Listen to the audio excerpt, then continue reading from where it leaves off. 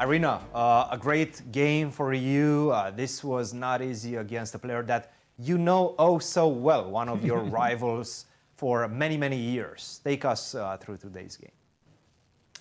Yeah, well, of course, I was kind of baffled by what was going on in the opening because she played the same line against me that she played at the Cairns Cup, and I took on c5.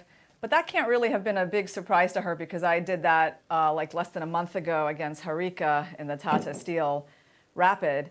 But she seemed like kind of not so sure about what to do. So that was the surprising part. She really spent a lot of time, but really I hadn't done anything surprising.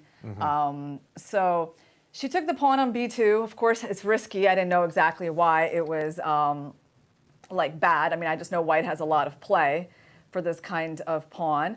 And really the very tough moment for me came like on this move. I spent like half an hour over here on knight g5, right? Because first of all, I completely did not expect castles, right? When I played knight g5, I thought she'd play knight e5. At least that was the move that worried me, right? And yeah, and the thing is that like if I go bishop b3 here, which was sort of my first instinct, I had some issues with bishop g4, right, and like rook d8, and because I'm not castled, knight d3 is a problem. So why did I ultimately go for knight g5? Because I kind of figured out that on knight e5 I can just castle, and I can afford to give up my light squared bishop. And this took me a while to really come to because, you know, giving up that bishop is not an easy decision. So you really have to evaluate this position with the bishops of opposite color. And I thought on castles there's bishop c5, and then once I kind of saw those ideas, I was feeling pretty confident that I would have what I wanted in this position. But this was like, for sure, you know, the most difficult moment of the game for me because I thought if I castled instead of knight g5 and she castles, I mean, I wasn't so sure, you know, what was going on with my initiative there. Yeah, and it does seem like it dissipates after this couple of castles. But knight to g5, very forceful, very precise move, I have to say. And after that, where did you feel like you're finally in full control of your advantage? Because you did get the advantage, but it still wasn't that easy.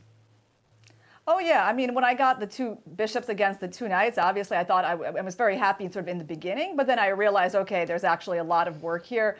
I think the move h4 obviously won me the game. It turned out to be a lot trickier than I expected. I mean, the whole point of h4 is actually to have bishop g5 ideas. But I guess, I don't know, I guess she just, I don't know, missed that or something, because otherwise, like, why would I weaken the pawn that much? Why would I put it to h4, right? Right, right. But, you know, yeah, so she kind of stepped right into the whole point of h4, and then, you know, once you win the exchange, it's easy. But I mean, other than that, I mean, it was still going to be a game, but it's certainly kind of like unpleasant for black even before she blunders the exchange.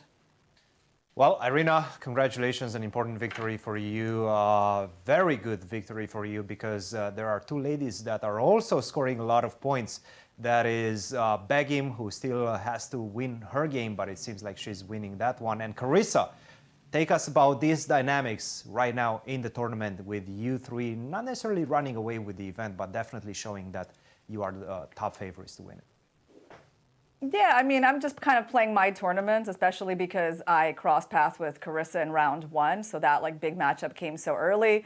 And then, you know, we're just playing our own tournaments. You know, I still have Begim left to play, but there's just so many games still left that, you know, I feel like, yeah, everything is going fine. Absolutely. Guys, any questions for No, just our congratulations, Irina, as we're in this round after the rest day and the players came with so much vim and vigor. We've seen a large number of decisive games already. And